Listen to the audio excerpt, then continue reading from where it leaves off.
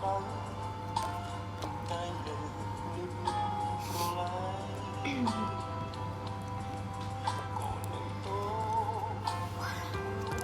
បហ្នឹង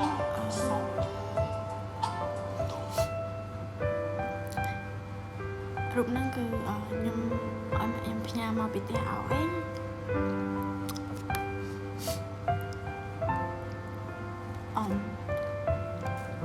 អ្នកគ្នាដោយសារតែខាងថ្ងៃទី21ហ្នឹងខ្ញុំទៅដល់លេងនៅកោះកុងហើយទៅក៏ចំជាថ្ងៃ Father Day ហើយនៅក្នុងឡានហ្នឹងគេចាក់បត់ហ្នឹងតែខ្ញុំមិនដឹងមកនិយាយខ្ញុំខំតបណាអ្នកគ្នាខ្ញុំគិតថាអត់មានអ្នកគេយល់អារម្មណ៍ហ្នឹងទេតែតែអ្នកដែលមានអារម្មណ៍ដូចគ្នាដូចយល់សូលីនគឺជារូបខ្ញុំគិតថាខ្ញុំអត់មានឱកាសនិយាយ Happy Father Day ទៅគាត់តលេដោយសារតែគាត់ទៅតាំងខ្ញុំអាយុ12ឆ្នាំពេលហ្នឹងខ្ញុំដាក់ទី7ហើយខ្ញុំនៅទូចដែរទេហើយអ្នកគ្នាពេលខ្ញុំឃើញប៉ាគេស្រឡាញ់អញ្ចឹងណាខ្ញុំនឹកគាត់តែខ្ញុំមិនដែលមានរូបថតគាត់ទេនេះរូបខ្ញុំសុំបានពីម៉ែមកពេលហ្នឹងខ្ញុំទៅចូលឆ្នាំចឹងទៅខ្ញុំថា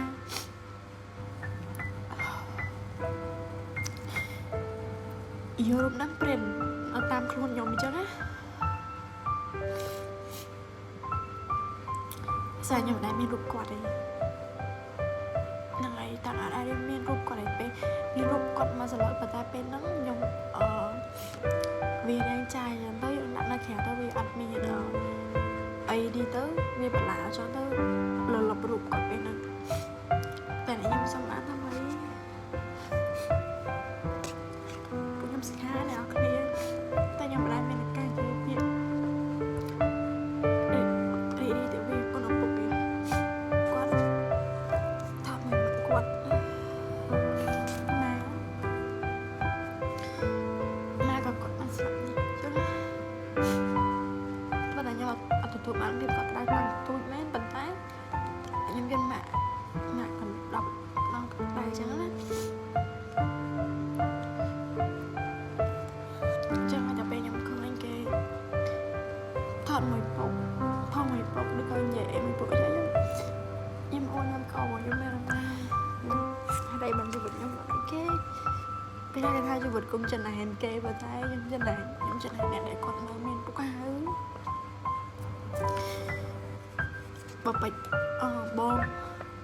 បាត់ពូលបាត់អីអលត់បាត់អ្នកគ្នា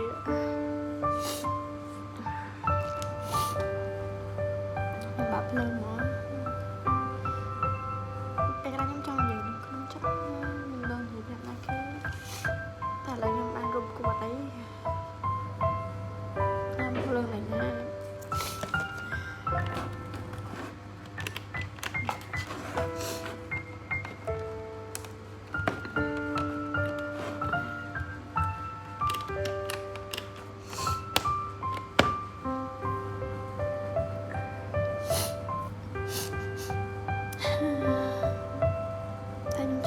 ពីចម្ងាយ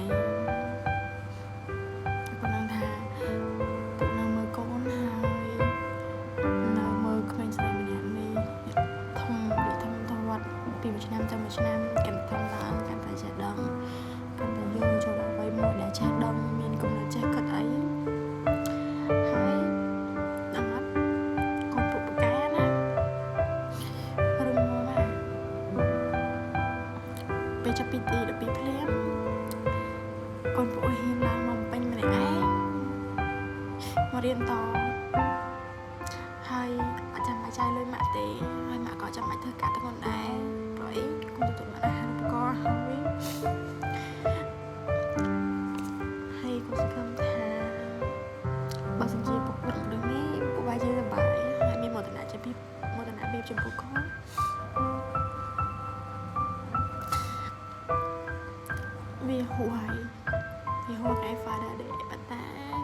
Honestly, I'm tired. Happy Father's Day. Love you from here.